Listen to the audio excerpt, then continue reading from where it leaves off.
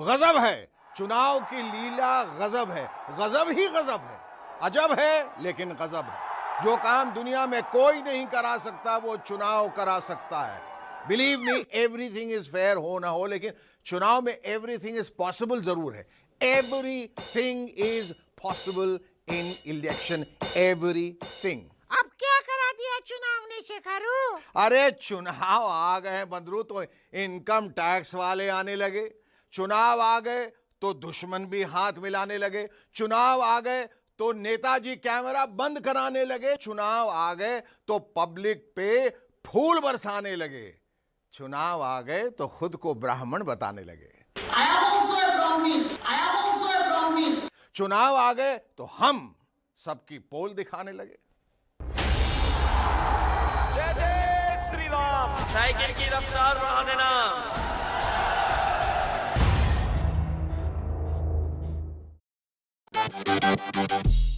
चन्नी मेरे आ, चन्नी मेरे आ, चन्नी मेरे आ बेलिया ओ पिया।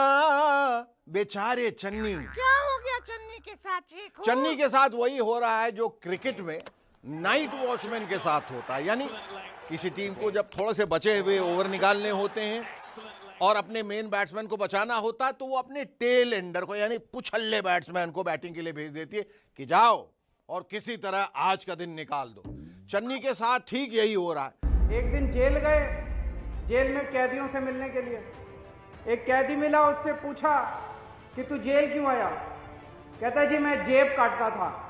कहता ले मैं तो खुद जेब काटता हूं। मजाक बना दिया इन्होंने सरकार का। ऐसे पंजाब का कैसे भविष्य आगे बढ़ेगा? पंजाब के मुख्यमंत्री चरणजीत सिंह चन्नी के ग्रह नक्षत्र आजकल ठीक नहीं चल रहे। अब 2 दिन पहले की बात ले लीजिए, बेचारे चन्नी साहब गए तो थे गुरदासपुर में रैली करने की, रैली में खूब भीड़ मिलेगी, खूब भाषण दूंगा, लेकिन अफसोस ना उन्हें भीड़ मिली और ना उन्होंने भाषण दिया। लौट के चन्नी घर को आए, रिश्तेदार के घर को आए।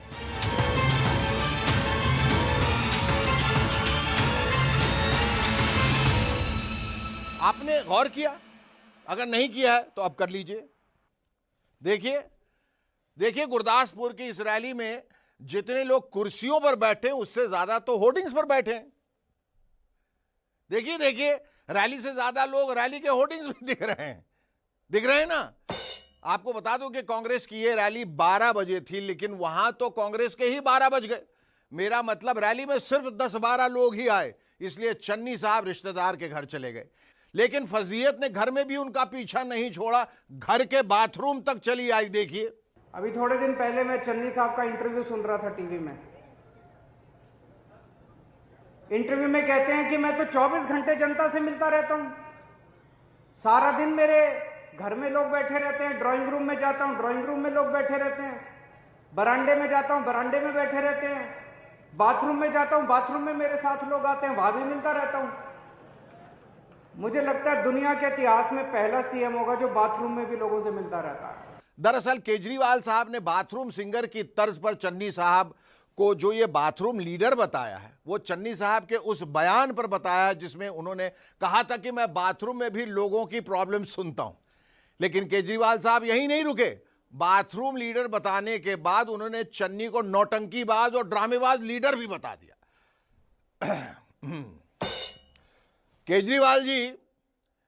केजरीवाल जी ने किसी और को नौटंकीबाज और ड्रामेबाज बताया, सच में। ये देखिए, एक बात जरूर है, इससे बड़ी भारत के इतिहास में नौटंकीबाज और ड्रामेबाज सरकार आज तक हमने नहीं देखी। तो ये थे विरोधी टीम के बॉलर के बाउंसर। अब चन्नी साहब के अपनी टीम के बैट्समैन का बाउंसर देखिए। बैट्समैन का बाउंसर?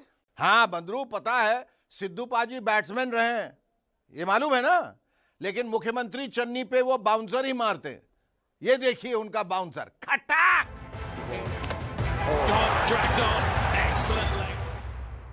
मैं कहना धरना देना हरेक दा लोकतांत्रिक अधिकार है यार, ते मैं ते आप धरनिਆਂ ਦੇ ਵਿੱਚ ਖੜਾ ਹੋ ਜਾਣਾ, ਤੇ ਮੈਂ ਤੇ ਚਾਹਣਾ ਕਿ ਦੇਖੋ ਜ਼ਿਆਦਾ ਤੋਂ ਜ਼ਿਆਦਾ ਲੋਕਾਂ ਨੂੰ ਅਸੀਂ ਖੁਸ਼ ਰੱਖੀਏ। ਸਰਕਾਰ ਮਾਂ-ਬਾਪ ਦਾ ਦਰਜਾ ਹੁੰਦਾ ਸਰਕਾਰ ਦਾ। आपको बता दूं कि सिद्धू पाजी के बाउंसर पर डक करते हुए यानी उनकी मांग के सामने झुकते हुए पंजाब सरकार ने राज्य के डीजीपी इकबाल प्रीत को भी हटा दिया है।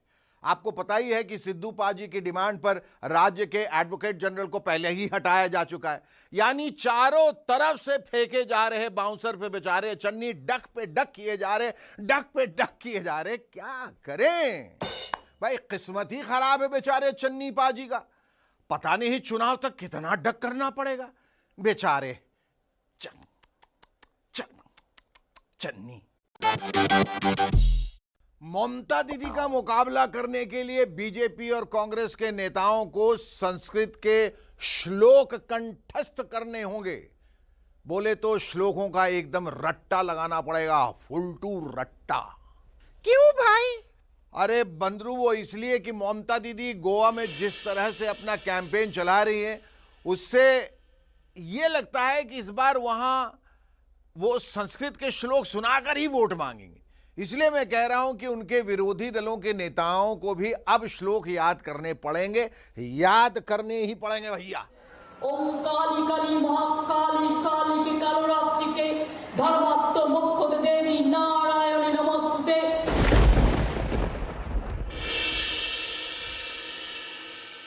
अगले साल जिन राज्यों में विधानसभा चुनाव होने जा रहे हैं उनमें से एक है गोवा। बंगाल में लैंडस्लाइड विक्ट्री के बाद ममता दीदी का कॉन्फिडेंस लेवल इतना बढ़ चुका है कि अब वो सीधे गोवा में लैंड कर चुकी हैं। खेल जीत लो, खेला हमें गोवा में भी होगा। गोवा में पहले तो दीदी ने कांग्रेस को झटका दिया। झटका यह कि गोवा के पूर्व मुख्यमंत्री और कांग्रेस के नेता लुइजिनो फलेरिया को अपनी पार्टी में शामिल करा लिया। और अब किसे झटका दे दिया शेखरू? भाई झटका तो नहीं लेकिन चैलेंज जरूर दे दिया है बीजेपी को। दीदी ने बीजेपी को पहला चैलेंज तो दिया गोवा की महाराष्ट्रवादी गोमांतक पार्टी के साथ गठबंधन करके। तृणमूल कांग्रेस एनडीपी अलायंस जिंदाबाद, जय गोवा। और दूसरा तो पूछो ही मत बंदरू। दूसरा चैलेंज दिया है श्लोक के माध्यम से। ममता दीदी मंच से देवी स्तोत्र का पाठ कर रही हैं, यानी पॉलिटिक्स में रिलीजन की मिक्सिंग का दीदी का अपना स्टाइल। पॉलिटिक्सम रिलीजनम मिक्सम कर्मम। ओम काली काली महाकाली काली के कालरात्रि के धर्मात्म मुख्य देवी नारायणी नमस्तुते। ओम महादेवं महात्तानं महाजोगी महेश्वरं महापापोहरं देवं मकराय नमो नमो। पॉलिटिक्सम रिलीजनम मिक्सम। पश्चिम बंगाल के चुनाव में भी दीदी ने ऐसा करने की कोशिश की थी, लेकिन जरा दबे ढंग से। लेकिन गोवा में जिस तरह उन्होंने एक जनसभा में देवी स्तोत्र का पाठ किया है उसे देखकर तो लग रहा है कि वो पूरी रिहर्सल करके गोवा पहुंची हैं। और ऐसा नहीं है कि दीदी राजनीति के मंच पर सिर्फ देवी का ही आह्वान कर रही हैं, वो भगवान श्री कृष्ण की आराधना भी करने लगी। जगद्धिताय कृष्णाय गोविंदाय नमो नमो। हे कृष्ण करुणा सिंधु दीनबंधु जगतपते गोपेश गोपिका कांतो राधा कांत नमस्ते। अब आप कहेंगे कि दीदी अपने स्टाइल में हिंदूवाद कर रही हैं और हिंदू देवी देवताओं के सहारे गोवा में राजनैतिक लड़ाई जीतने की कोशिश कर रही। लेकिन ना जी ना, दीदी गोवा जाकर ईसाइयों को भी लुभाने की कोशिश कर रही हैं, क्योंकि वहां बड़ी संख्या में ईसाई वोटर्स भी हैं। दीदी के एक हाथ में शंख है तो दूसरे में क्रॉस। हमको अच्छा लगता है। एक बड़ा दिन क्रिसमस फेस्टिवल आ रहा है। I attend every Christmas night fair in Calcutta. हम गुरुद्वारे जाते हैं, आज जाके हलवा मांग के खाता है, उसका प्रसादी। अब आप कहेंगे कि हिंदू भी हो गए, ईसाई भी हो गए, तो भैया मुसलमान कहां हैं? मुसलमान भी हैं जी, मुसलमान भी हैं। टीएमसी में सब हैं, ये देखिए। TMC also it is church, temple and mosque. TMC also it is church, temple and mosque. ये है टीएमसी का नया फुल फॉर्म, यानी दीदी आजकल फुल फॉर्म में है और अपने अलावा किसी को कुछ भी नहीं मान रही है।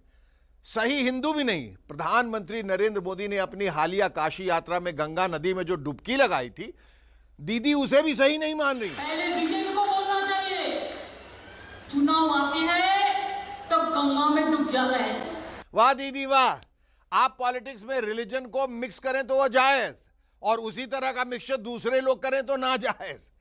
दीदी आपसे एक सवाल है, ये बताइए कि हिपोक्रेसी की परिभाषा क्या है पॉलिटिक्स में? आप भी तो गोवा में हिंदुओं और ईसाइयों की धार्मिक भावनाओं का अपने पक्ष में उसी तरह इस्तेमाल करने की कोशिश कर रही हैं जैसा दूसरे लोग दूसरी जगह कर रहे हैं। तो इसे क्या कहते हैं दीदी? दीदी ओ दीदी, पता नहीं दीदी सुन भी रही हैं या नहीं। मुझे भी श्लोक में बोलना पड़ेगा शायद। रेड पड़ रही है, एक तरफ तो इनकम टैक्स की रेड पड़ रही है, तो दूसरी तरफ अपनी ही पार्टी के नेता पार्टी की रेड मार रहे हैं। ऐसा क्यों बोल रहे हो शेखरू? भाई ऐसा इसलिए बोल रहा हूं बंदरू की हाल ही में समाजवादी पार्टी के कुछ नेता ऐसे बयान दे रहे हैं जिन्हें सुनकर लग रहा है कि महिलाओं के बारे में उनके विचार कुछ ठीक नहीं है। आप सब टीवी पर देख ही रहे होंगे कि अखिलेश यादव की रैलियों में अच्छी खासी भीड़ उमड़ रही है। अब के चुनाव में हमरे वोटन का ऐसा रेला हुई टीवी चैनलों पर जो चुनावी सर्वे आ रहे हैं उनके मुताबिक भी उनकी पार्टी उत्तर प्रदेश के आगामी विधानसभा चुनाव में बीजेपी को कड़ी टक्कर दे रही है। शायद यही कारण है कि अखिलेश जी ओवर कॉन्फिडेंट हो गए हैं और इस ओवर कॉन्फिडेंस के चक्कर में ही ऐसे बयान दे रहे हैं जो सामाजिक शिष्टाचार के खिलाफ। मसलन प्रधानमंत्री मोदी जी की काशी यात्रा के बारे में उनका ये वाला बयान सुना ही होगा आपने, ये वाला। बहुत अच्छी बात है, 1 महीना नहीं 2 महीना 3 महीना वहीं रहें, अच्छी बात है। वो जगह रहने वाली है, आखिरी समय पर वहीं रह जाता है बनारस में। जब इस बयान पर हंगामा मचा तो अखिलेश भैया ने इसे रफू करने की कोशिश की और कह दिया कि ये बात उन्होंने मोदी जी के लिए नहीं बीजेपी के लिए कही थी। गंगा में स्नान लेने के बाद सब पाप धुल जाते हैं। क्या ये परंपरा है कि नहीं है? क्या गंगा की परंपरा नहीं है? क्या वाराणसी की सच्चाई क्या है? आप गूगल उठा करके देखिए क्या सच्चाई है बनारस की। की बात नहीं है। आखिरी समय पे जब आप सरकार में जा रहे हो, सरकार का जब आखिरी वक्त है वहां, तो सरकार को बचा नहीं पाएंगे। बहरहाल जिस मुद्दे की चर्चा मैं यहां कर रहा हूं उसका संबंध अखिलेश भैया से नहीं बल्कि उनकी पार्टी के 2 सांसदों और 1 विधायक के बयान से। उनके बयान की पृष्ठभूमि ये है कि केंद्र सरकार एक ऐसा कानून बनाने जा रही है जिसमें लड़कियों की शादी की न्यूनतम उम्र 21 साल किए जाने का प्रस्ताव। इसी पर समाजवादी पार्टी के 3 नेता अचानक फट पड़े और अनर्गल बोलने लगे। सबसे ज्यादा जोर से फटने वाले सांसद थे शफीकुर रहमान बर्क। पहले सुनिए बर्क के बेतुके तर्क और किस तरह बर्क गिर पड़े बर्क बनकर और कर दिया बेड़ा गर्क। लड़कियों को ज्यादा उम्र बढ़ा देने से बहरहाल हालात बिगड़ेंगे और जो 18 साल की उम्र भी काफी थी उनके लिए जी, और वो हमेशा चली आ रही थी और वरना इसे ज्यादा आवारगी का मौका मिलेगा इसमें। सुना आप लोगों ने? बताइए बर्क के दिमाग में कैसे कैसे तर्क भरे हुए, लेकिन वो अकेले सपा सांसद नहीं है जिनके दिमाग में इस तरह के बेतुके तर्क भरे हुए। ये सुनिए सपा सांसद एटी हसन क्या बोल रहे हैं, सुनिए। हम जितना डिले कर रहे हैं, एक हमारी फिजियोलॉजिकल नीड होती है, उस नीड को अगर फुलफिल नहीं करते और बच्चे हमारे उरियानियत की बेगैरती बेहयाई की फिल्में और वो पोर्नोग्राफी वगैरह देख रहे हैं तो कहीं ना कहीं सेक्सुअल क्राइम्स भी बढ़ जाते हैं। और अब सुनिए सपा के तीसरे नेता अबू आजमी क्या कह रहे हैं। अगर आपने देर किया शादी करने में किसी चीज की वजह से, तो अगर लड़की या लड़के कोई गलत रास्ते पर चले गए, उसकी भूख जो फितरी है नेचुरल की तरफ से है, अगर उसकी वजह से कोई गड़बड़ हो गई, कुछ हो गया, तो उसका पाप पूरा का पूरा माँ बाप को मिलेगा जिन्होंने उसकी शादी वक्त पर शादी मिलने के बाद भी नहीं किया।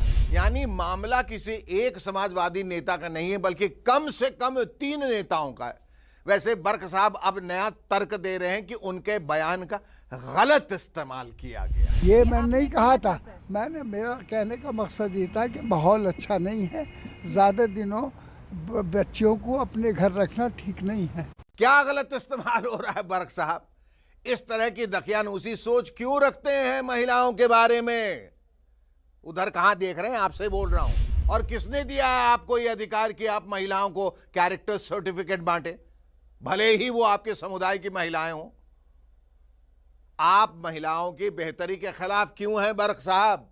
और आपको इसका एहसास है कि आप इस तरह की अंट शंट बातें बोलकर महिलाओं को भी अपनी ही पार्टी के खिलाफ कर रहे हैं? आपको यह एहसास हो या ना हो, आपको यह एहसास हो या ना हो, लेकिन अखिलेश जी को है, इसलिए वो ये कह रहे हैं। समाजवादी पार्टी हमेशा प्रोग्रेसिव रही है। समाजवादी पार्टी की अप्रोच प्रोग्रेसिव रही है। वो उनके व्यक्तिगत कोई सवाल जवाब हो सकता है, लेकिन ये पार्टी की लाइन नहीं है। समाजवादी पार्टी ने तो बच्चियों को, बेटियों को सबसे ज़्यादा लैपटॉप दिए। आप समझदार हैं, लेकिन आपको संभल के भी रहना है अखिलेश जी, विरोधियों से नहीं बल्कि अपनी ही पार्टी के नेताओं से। बर्क साहब जैसे लोगों को अगर आपने ज्यादा तरजीह दी तो ये ऐन वक्त पर आपकी पार्टी की रेड मार सकते हैं। और आप तो इस कारण भी थोड़े संकट में हैं कि आपकी पार्टी के नेताओं के यहां इनकम टैक्स की रेड पड़ रही है। तो कुल मिलाकर इन रेडों से संभल कर रहिए। चलते चलते आपसे एक बात पूछनी है, इस बंदे को आपने कहीं देखा है क्या? इसको मतलब इनको? अरे वही हमारे देश के गृह राज्य मंत्री अजय कुमार मिश्रा टेनी जी, जिन्होंने सवाल पूछने पर हमारे रिपोर्टर के साथ ऐसा बर्ताव किया था। खराब है क्या? खराब है क्या? अरे फोन बंद कर दे। इन्हीं टेनी जी को लेके सड़क से लेके संसद तक हंगामा मचा हुआ है। हमारे रिपोर्टर भी इन्हें लखनऊ से लेके दिल्ली तक सब जगह ढूंढ रहे हैं, कहीं मिल ही नहीं रहे। अगर आपको कहीं दिखे तो प्लीज बताइएगा जरूर, हम दोनों भी ढूंढते हैं। चल बंदरू, जान जा ढूंढता फिर रहा हूं तुम्हें।